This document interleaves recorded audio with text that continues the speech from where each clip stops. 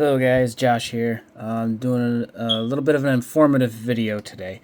In the last video I uploaded some Pokemon pack booster packs that I got off a website, and I was kind of questioning the validity of those cards.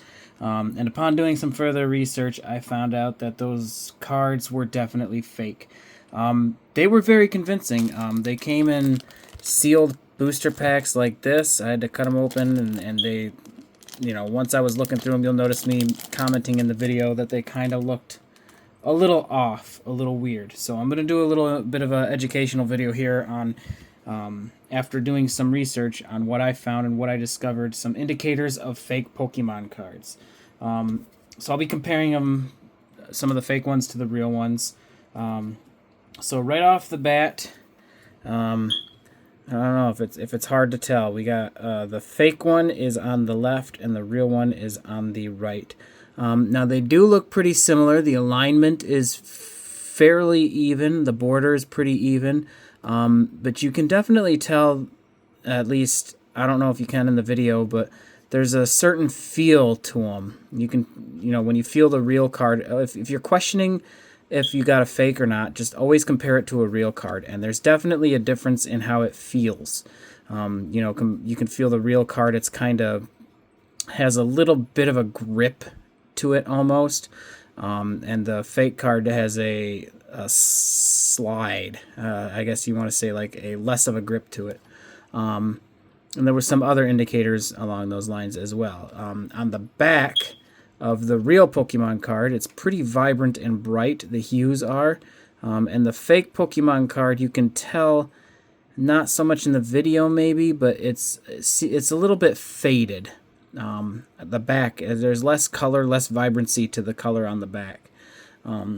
That's another indicator, a couple indicators there on how to spot a fake card. I also compared a stack of them together. And you could tell, let me grab a stack here of real Pokemon cards. So when you have a stack of real Pokemon cards, that's kind of how they stack together. They're pretty compact. They fit together quite nicely. Whereas the fake cards, they kind of seem to be more spread out and a little bit wider almost when you try to compress them together.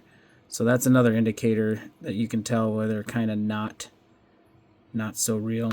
I also had noticed that when I put this stack together, there was a bit of like a cutting mistake here, almost like it was a mistake when they were cutting the cards. So that's one other way to tell. It was very, very easy to notice that something was a bit off with these when I was looking through them and opening them. I wouldn't recommend ever ripping Pokemon cards, but if you ever have, they are a bit tough. They're pretty tough to rip. They're pretty solid when it comes to having the layers of paper on them. This one you can see has a little bit of a tear in it, but the fake ones, once I realized they were fake, you could tell these are really, really easy to rip. Now, again, I wouldn't recommend ripping any Pokemon cards, but if you are very, very uncertain, that's another way to tell. Pokemon cards don't rip that easy, and you can tell it seems like it's just cardboard almost. And another way is when I saw this hollow, I realized something was off. Like everything on it is hollow.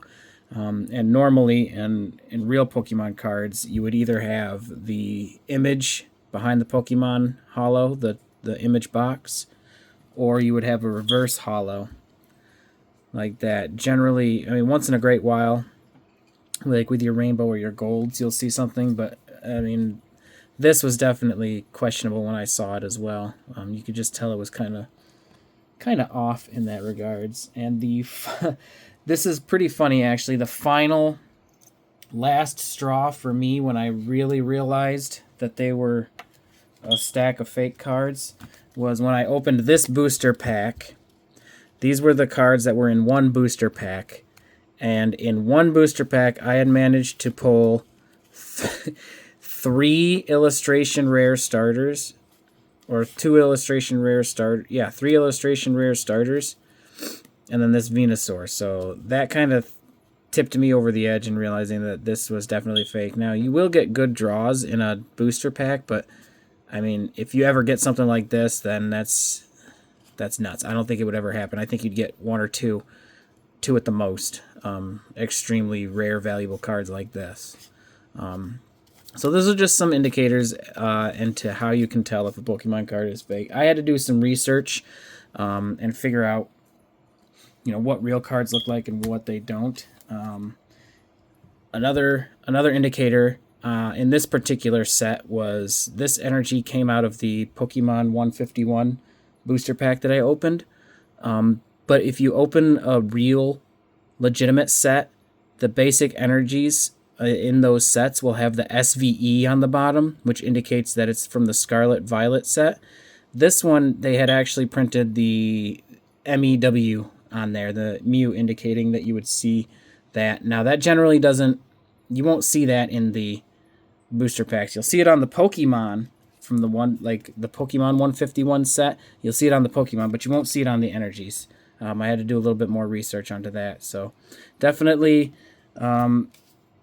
my advice would be, if you're going to buy Pokemon cards, stick to a reputable dealer. If you see a deal on the internet that seems too good to be true, chances are it is too good to be true.